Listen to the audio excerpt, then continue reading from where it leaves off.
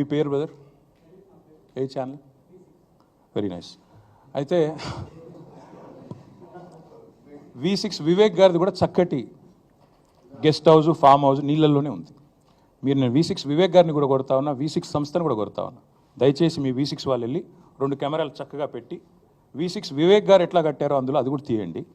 దయచేసి ఎందుకంటే కూలగొట్టేటట్టు మరి మీరు దగ్గరుండి పెద్ద మనిషి కదా, ఎమ్మెల్యే గారు కదా, తప్పకుండా చేయాలి.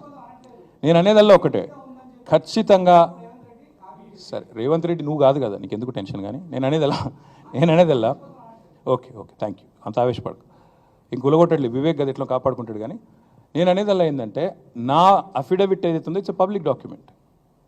అఫిడవిట్లో ఏముందో ఆల్రెడీ పెట్టాను, నాకు దాచుకునేదేమీ లేదు. అఫిడవిట్లు ఉన్నాయి, చూసుకోండి. మీరు V6లు ఇంకా ఉన్నాయి కదా, చూసుకోండి. కానీ ఇవాళ సబ్జెక్టు నేను చెప్పిందేమో రేవంత్ రెడ్డి మోసము, కొడంగల్లు, బొమ్మరాజ్పేట, దౌలతాబాదు, అదేవిధంగా కోస్గిలో జరిగిన మోసము, రుణమాఫీలో ఆయన చేస్తున్న దగ. మీకు అది ఇంట్రెస్ట్ ఉన్నట్టు లేదు. నేను అందుకే చెప్తున్నా, తప్పు ఎవరు చేసినా చర్య తీసుకోండి. Let us start with ministers, let us go. Okay, thank you.